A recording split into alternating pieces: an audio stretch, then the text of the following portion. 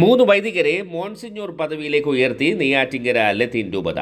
നെയ്യാറ്റിങ്കര ലത്തീൻ രൂപതയിൽ doctor Christudas Thomson, doctor Jose Raphael, doctor Johnny K Lawrence എന്നീ വൈദികരെ bishop doctor D Selvarajan monsignor പദവിയിലേക്ക് ഉയർത്തി. മോൺസിഞ്ഞോർ ഡോക്ടർ ക്രിസ്തുദാസ് തോംസൺ ആണ് പുതിയ വികാരി ജനറൽ. നിലവിൽ പേയാട് സെമിനാരി റെക്ടറായിരുന്നു. രൂപത ചാൻസലറായിരുന്ന ഡോക്ടർ ജോസ് റാഫേലിനെ ജുഡീഷ്യൽ വികാറും നെടുമങ്ങാട് റീജിയൻ കോർഡിനേറ്ററായും നിയമിച്ചു. ജോണി കെ ലോറൻസ് ആയിരിക്കും രൂപതയിലെ കോർപ്പറേറ്റ് സ്കൂളുകൾ ഉൾപ്പെടെയുള്ള വിദ്യാഭ്യാസ സ്ഥാപനങ്ങളുടെ മാനേജർ. നെടുമങ്ങാട് റീജിയൻ കോർഡിനേറ്ററായിരുന്ന മോൺസിഞ്ഞോർ റൂഫസ് പയസലിനാണ് പുതിയ ശുശ്രൂഷ കോർഡിനേറ്റർ ചുമതല. ഫാദർ അനുരാജാണ് രൂപതയുടെ പുതിയ ചാൻസലർ. ഡോക്ടർ അലോഷ്യസ് സത്യനേശനാണ് സെമിനാരിയുടെ ചുമതല.